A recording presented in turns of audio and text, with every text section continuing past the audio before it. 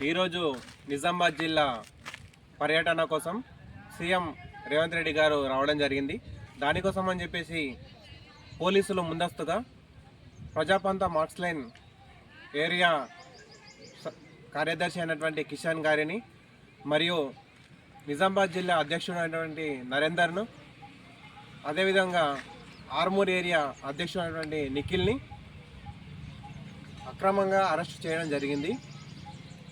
దీనిని పీడిఎస్ నాయకులు వ్యతిరేకిస్తూ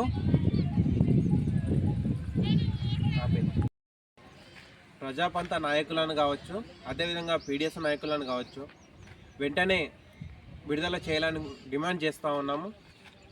అదేవిధంగా సీఎం రేవంత్ రెడ్డి గారు పదవిలోకి వచ్చి సంవత్సరం ముగుస్తుంది, కానీ విద్యాశాఖ మంత్రి లేకపోవడం సిగ్గుచేటు.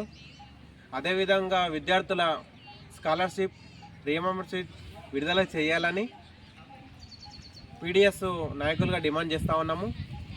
అదేవిధంగా నిన్న చూసుకున్నట్లయితే 5 సార్లు ఎమ్మెల్యేగా గెలిచి ఈరోజు సీఎం గారిని కలుద్దామని చెప్పేసి గుమ్మడి నరసయ్య గారు రావడం జరిగింది.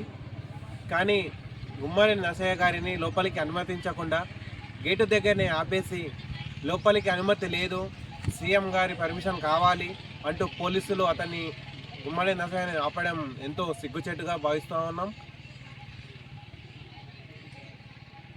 వీటన్నిటినీ సీఎం రేవంత్ రెడ్డి గారు దృష్టిలో ఉంచుకొని తగిన చర్యలు తీసుకోవాలి. లేకపోతే పీడిఎస్ నాయకులుగా కావచ్చు, ప్రజాపంత నాయకులుగా కావచ్చు పెద్ద మొత్తంలో ఆందోళనకు దిగుతామని చెప్పేసి డిమాండ్ చేస్తూ ఉన్నాం.